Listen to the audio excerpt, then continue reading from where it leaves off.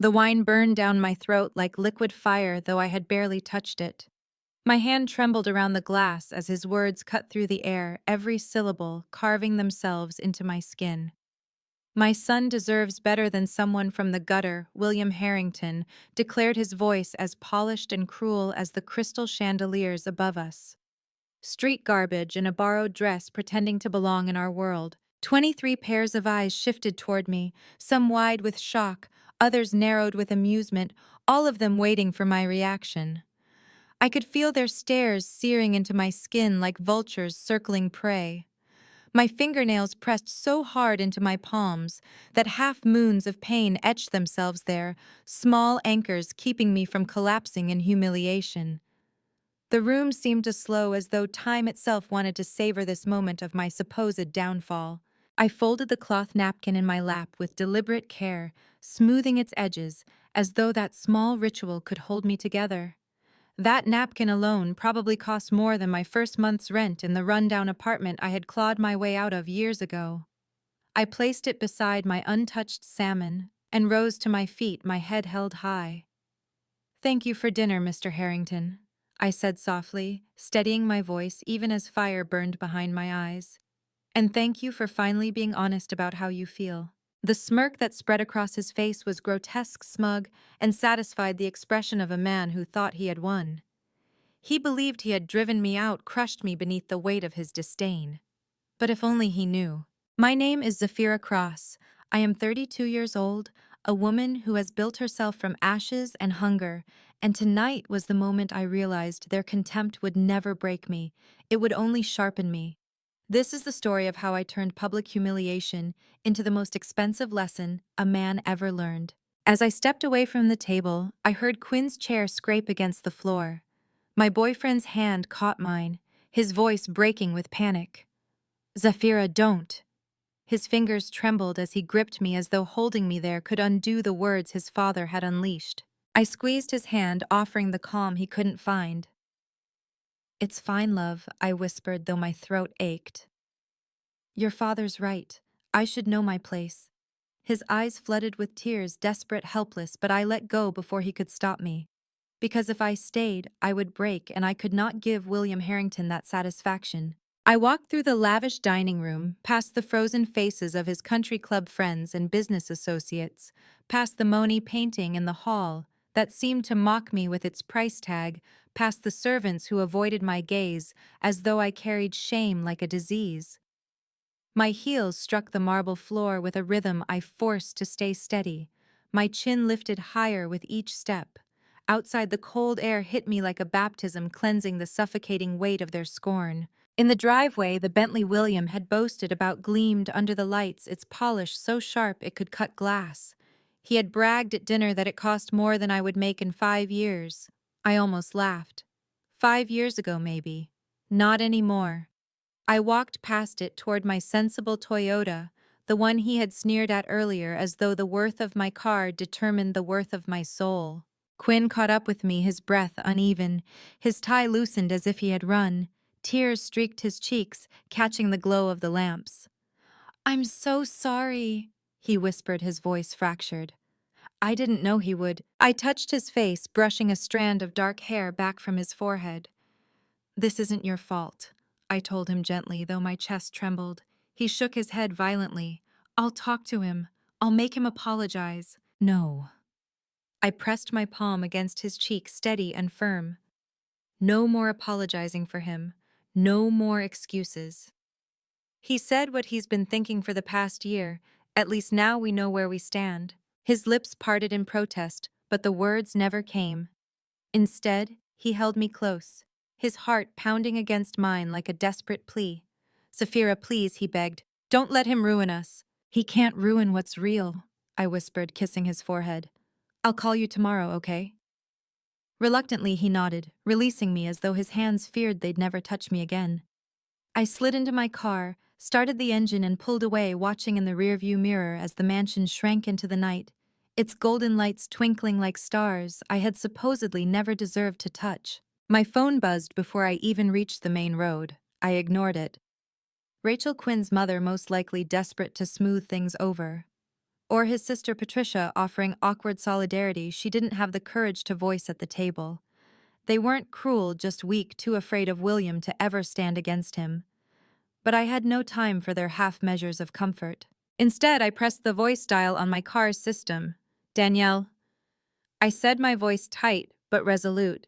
My assistant answered instantly. Miss Cross, is everything all right? She had been with me for 6 years, long before the world knew the name Zafira Cross. She could read my moods like a familiar book. Cancel the Harrington Industries merger, I said coldly. The silence that followed was heavy. Then Danielle's voice cracked through, incredulous. Ma'am, we're supposed to sign papers on Monday. The financing is secured, the due diligence complete. This is a $2 billion deal. I'm aware, I replied, my tone like steel. Kill it. Send the notice to their legal team tonight. Cite irreconcilable differences in corporate culture and vision. Zafira. Danielle only dropped the formalities when she thought I was making a mistake. Are you sure this will cause shockwaves across the market? The termination fees alone will. I don't care, I cut in. Do it. He called me garbage tonight, Danielle. In front of a room full of people, he made it clear I'll never be good enough for his family or his business. That is not a man I will ever partner with. I heard her fingers flying across the keyboard even as she muttered, that bastard. Then louder. Understood. I'll draw up the termination papers immediately. Do you want me to leak it to the press? Not yet, I said, my grip tightening on the wheel. Let him wake up to the official notice first. By noon tomorrow, the world can know. With pleasure, she said, venom sweet in her voice. Anything else? Yes, I breathed after a pause. Schedule a meeting with Fairchild Corporation on Monday. If Harrington won't sell, maybe his biggest competitor will. Danielle whistled softly through her teeth. You're going to buy his rival instead. Why not? I said, my lips curling into something between pain and triumph. Garbage has to stick together, right? I ended the call and drove in silence, the city lights streaking past me like echoes of the life I had left behind, the shelters, the hunger, the long nights working warehouse shifts just to pay for textbooks. William Harrington thought he knew me because he knew where I came from. What he didn't know was where I had gone and how far I had risen. What he didn't know was that Cross Technologies, the empire he was so desperate to merge with, was mine. By the time I pulled into the garage beneath my penthouse, my phone had lit up with more missed calls than I could count. Rachel, Patricia, even Quinn himself, their names glowing in red across the screen, buzzing like sirens. I ignored them all. I wasn't ready to hear apologies drenched in fear, excuses painted as compassion. I wasn't ready to hear Quinn's voice trembling with guilt for words he had never spoken. I rode the elevator up in silence, the hum of its machinery echoing through my bones. The city glowed outside towers like beacons, glass and steel monuments to people who had clawed their way into power. People like me. When the doors opened, the scent of polished wood and leather greeted me, the life I had built surrounding me like armor. I poured myself a scotch, the amber liquid catching the light, and stepped onto the balcony. The city stretched below, alive and restless, whispering stories of survival, of resilience. Stories like mine. I thought about William Harrington's smug smile, the way his words had slashed across the dinner table with surgical cruelty. Street garbage. He thought that was all I was. He thought a dress could disguise me, that a car could expose me, that my past defined the entirety of my future. What he didn't know was that his empire was crumbling and I held the match. The next morning, I woke to the sound of chaos. My phone buzzed with 47 missed calls, most from Harrington Industries executives. William himself had tried 6 times. I imagined him pacing in his mansion, his perfect hair disheveled, his pride unraveling with each unanswered ring. The great William Harrington reduced to begging a woman he had just called garbage. Danielle's voice cut through my thoughts when she called. The financial press has the story. Bloomberg, Forbes, the Journal. They're all reporting on the canceled merger. They're asking for a statement. I took a slow sip of coffee, savoring the bitterness. Tell them Cross Technologies is exploring opportunities that better align with our values and vision for the future. She chuckled darkly. Vague and devastating. I love it.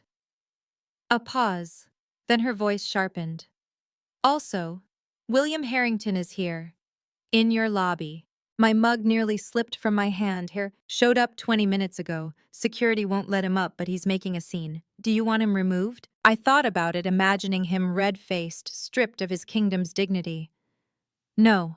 Send him up, but make him wait in conference room C for half an hour, the one with the uncomfortable chairs. Danielle laughed softly. On it. 45 minutes later, I walked into the conference room. He looked nothing like the man from last night. His tailored suit was rumpled, his eyes bloodshot, his posture sagging. The king had become a desperate beggar. Zafira, he said, standing as I entered. His voice cracked on my name. Thank you for seeing me. I sat down deliberately, not offering my hand. You have 5 minutes. He swallowed hard, his jaw working, as though every word cost him blood. I want to apologize. Last night, my words were inappropriate.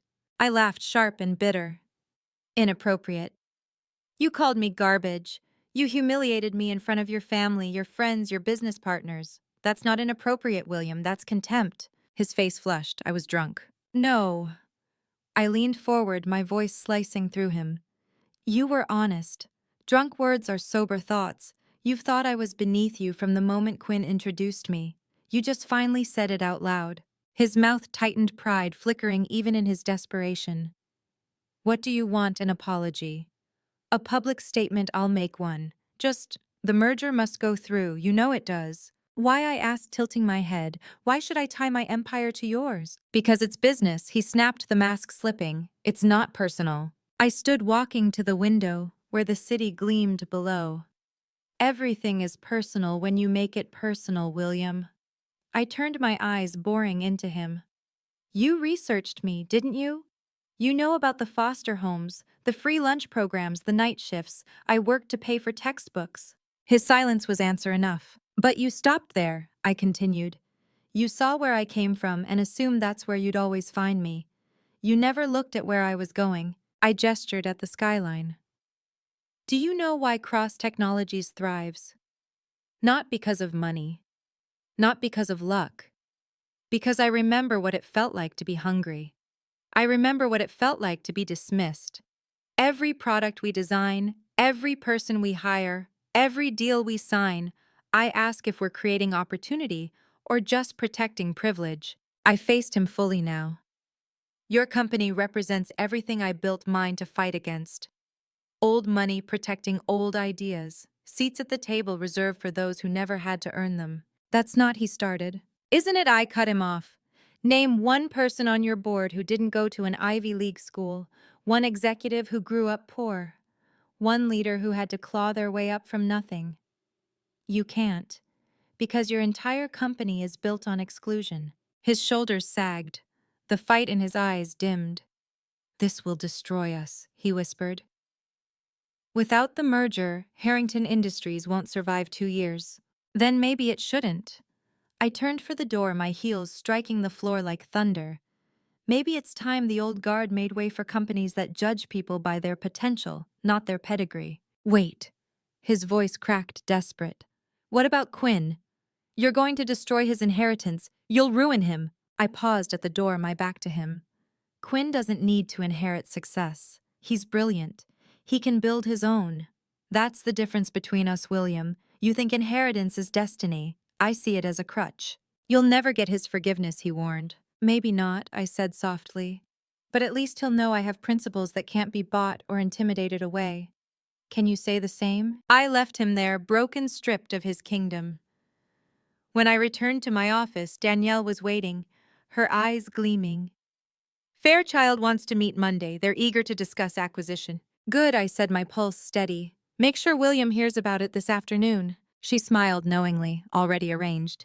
But then her voice softened. Quinn is here too. He's in your office. He's been waiting over an hour. My heart jolted. How did he know to come? He called the main line. When I told him you were meeting with his father, he asked to wait. I thought you'd want to see him. I nodded, my throat tight.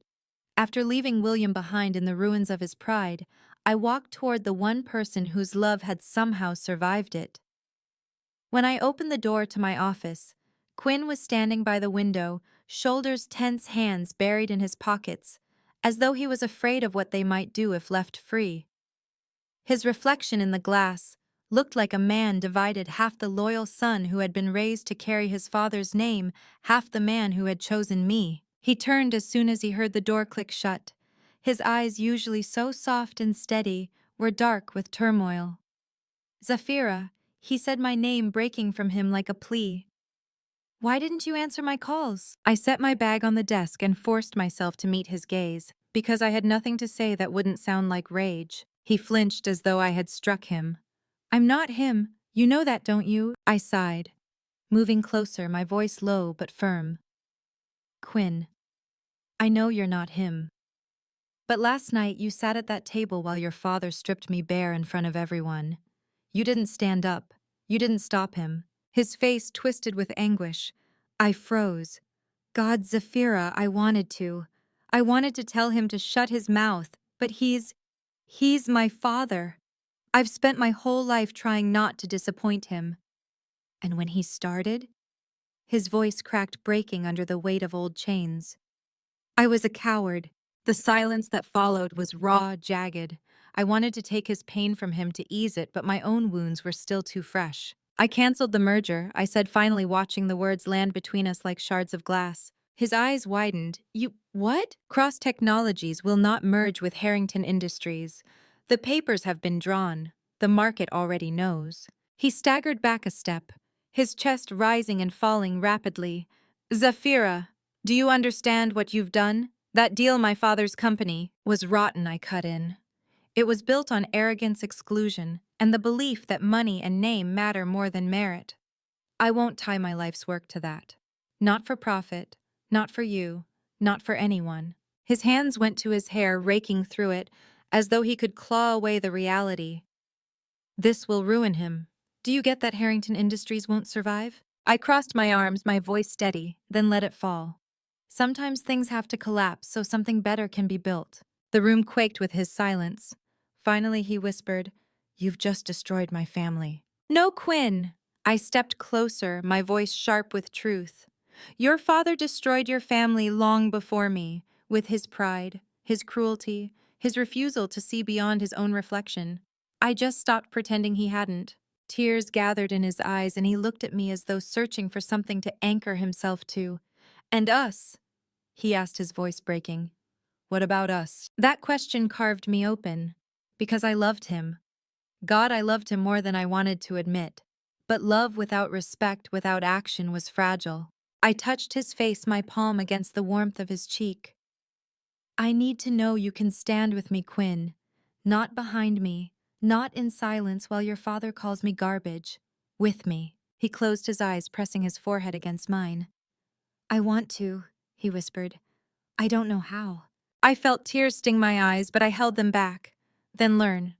Because I can't keep fighting battles you won't fight beside me." He pulled me into his arms, then clutching me as though I might slip away.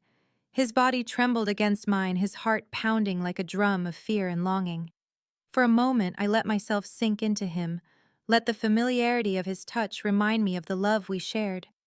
But even as I held him, I knew the fracture between us had deepened. When he left that night, he kissed me as though it might be the last time. And in the hollow of my chest, I feared it might be. The following week was a storm. Harrington Industries' stock plummeted. Reporters camped outside both their headquarters, and mine headlines screamed about the collapse of the merger. William's name was dragged through the mud in a way he had never experienced. Words like arrogant, outdated, and unfit appeared in financial columns that once celebrated him. And through it all, Quinn stayed silent. He called less, texted less, his words clipped and heavy with conflict. I knew he was torn between the woman he loved and the father who had raised him.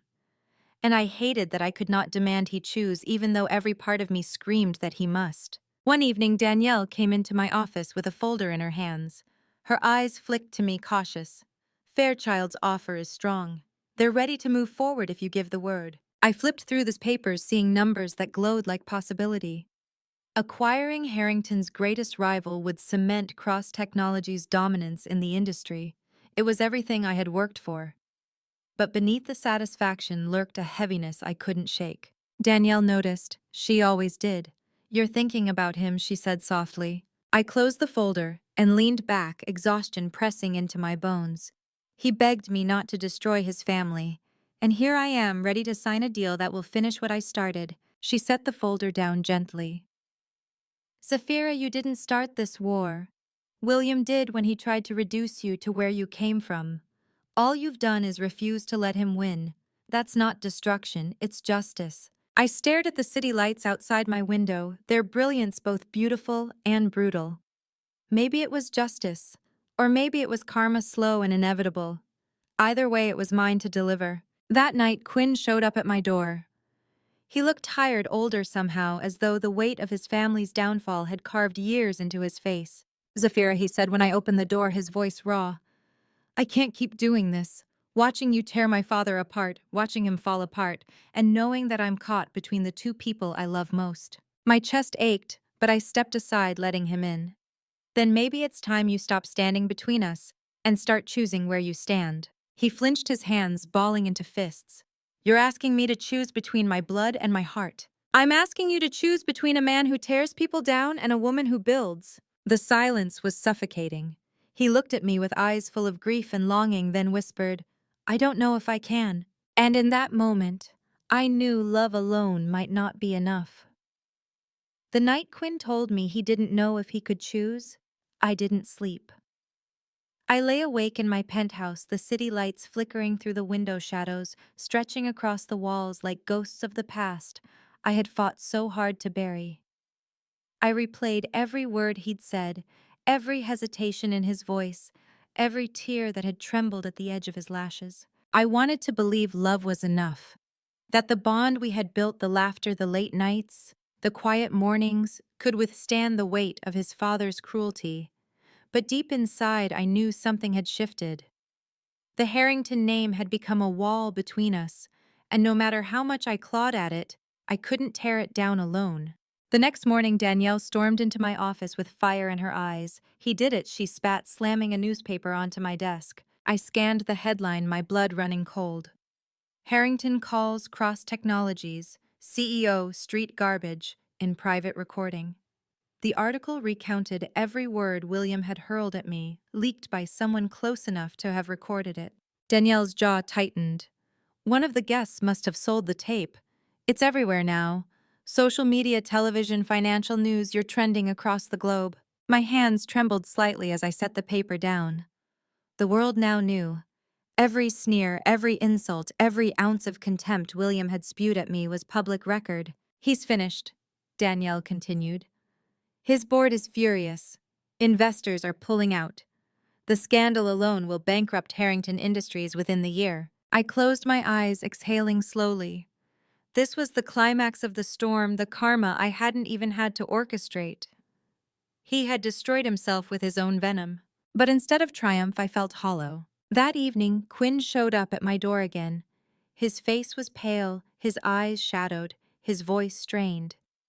Did you do it? He asked without preamble. I shook my head. No, but I don't need to do Your father's words were his own noose. He pressed a hand to his forehead, dragging it down his face. Do you know what this means? He'll lose everything. The company, the house, the respect, everything he's built. I stepped closer, my voice steady. What about what he's destroyed? The people he's crushed beneath his pride, the ones he's dismissed as less than human. What about me, Quinn? Do you think I should have stayed silent, let him sneer at me until the day I died, just so his empire could stand? His eyes filled with tears. You don't understand, he's still my father. I flinched, the words cutting deeper than he realized. And I was supposed to accept being garbage because of that. No, he cried, his voice breaking. I love you, Zafira. I always have. But now the world is watching, and I feel like I'm being asked to bury my father alive while standing by your side. I don't know how to do both. For a long moment, I just stared at him, the weight of years pressing down on us. Finally, I whispered, maybe you can't. His shoulders slumped, and in that silence, I knew something inside us had cracked beyond repair. Days blurred into weeks. Harrington Industries collapsed faster than anyone expected. Their stock plummeted, their board forced William out, their assets were auctioned to competitors. Fairchild Corporation extended me an offer that would solidify Cross Technologies as the dominant force in the market. I signed without hesitation, even as a part of me wondered if victory always had to feel this lonely. Then one evening I received a call. Quinn's voice was heavy, stripped bare. He had a stroke, he said quietly. He's in the hospital. The doctors don't know if he'll make it. I closed my eyes, my heart twisting with a complexity I couldn't name. Hatred, pity, grief, relief, they all swirled together until I couldn't tell one from the other. I'm sorry, I whispered, though I wasn't sure who I was apologizing to, him, his father, or myself. I thought you should know, he said, his voice breaking. I don't expect you to come. I didn't. Instead, I sat alone that night, staring at the skyline, wondering when vengeance had turned to ash in my mouth. I had wanted justice, and I had it. William Harrington would never again sneer at a woman and expect the world to nod in agreement. His empire was gone, his pride dismantled, his cruelty exposed. But in the wreckage, I had lost Quinn. And maybe I realized that was the true price of revenge. Still, I couldn't regret it. Because even through the grief, even through the loneliness, I had found something my past had always denied me: my voice. For the first time in my life, no one could call me garbage and expect me to bow my head. The night I learned William Harrington lay in a hospital bed, silent and broken, I sat in my office long after everyone else had gone home. The city outside buzzed with life, cars streaming across bridges, windows glowing, and high-rises, skyscrapers piercing the dark. The same city that had once swallowed me whole now shimmered beneath my feet, a kingdom I had built from nothing. And yet all I could think of was Quinn's voice, ragged with grief. He's still my father. For days I debated whether to go. To stand by his hospital bed, to see the once mighty man reduced to a frail figure, tangled in tubes and wires. To whisper the words I had longed to throw at him. You lost because you never believed in me. But I never went. Not because I hated him, but because I realized I had nothing left to prove. His downfall no longer fed my hunger. His silence no longer defined me. Instead, I poured my energy into what mattered: building a future where no girl like me would ever again be dismissed as street garbage. Fairchild's acquisition went through within weeks. Cross Technologies doubled in value, securing our dominance in the market. Investors hailed me as a visionary. Analysts wrote articles about how I had rewritten the rules of power. The world that once ignored me now bowed its head. But beneath the triumph there was still an ache, a scar that success couldn't erase. Quinn came to me one last time. He stood at my door, thinner, his eyes sunken with sleepless nights. He's gone, he said simply, and I understood without asking. His father was dead. We sat together in silence, the weight of everything unsaid pressing between us. Finally, he whispered, I wish things had been different.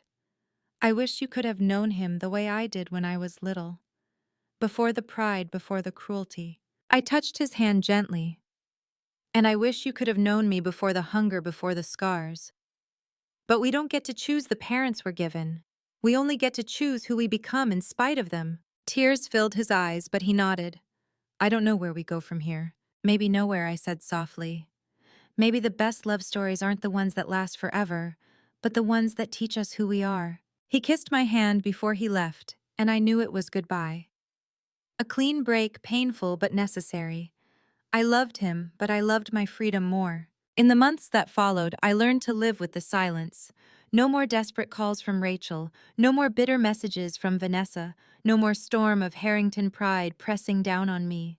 For the first time, my life was truly my own. And in that silence, I found peace. I invested in programs for underprivileged students, scholarships for young women from broken homes, grants for entrepreneurs who had been told no too many times. Every contract I signed, every opportunity I opened, felt like a defiant whisper to the girl I used to be. You are not garbage. You never were. Sometimes late at night, I would walk through the city and see a young woman bussing tables in a diner, her eyes tired but determined. Or a girl lugging a backpack twice her size down the subway steps, her lips moving as she rehearsed vocabulary words in another language. And I would smile, because I saw myself in them. I wanted them to know one day the world would have no choice but to see them too. Looking back, I realized William Harrington gave me an unintentional gift. His contempt was the fire that clarified who I was. His arrogance became the stone I sharpened myself against. And though he tried to break me with words, he ended up proving the truth I had always carried: no one decides your worth but you. So here is what I want you to remember, if you're listening now: if you've ever been dismissed, insulted, told you would never belong, their voices are not prophecy, their cruelty is not destiny. You can take every word meant to bury you and use it to build the very empire they swore you'd never touch. I was called garbage, and I became a CEO. I was told I didn't belong, and I built a kingdom of my own. And if I can do it, so can you. Thank you for walking this road with me, for hearing my story, for carrying a piece of it with you. If it touched you, please like, share, and subscribe, and tell me in the comments, what have you turned your pain into? Because in the end, that's the real lesson. Betrayal will break you, yes, but it can also build you if you let it. And sometimes the sweetest revenge is not destruction, but the quiet, unstoppable strength of becoming exactly who they said you could never be.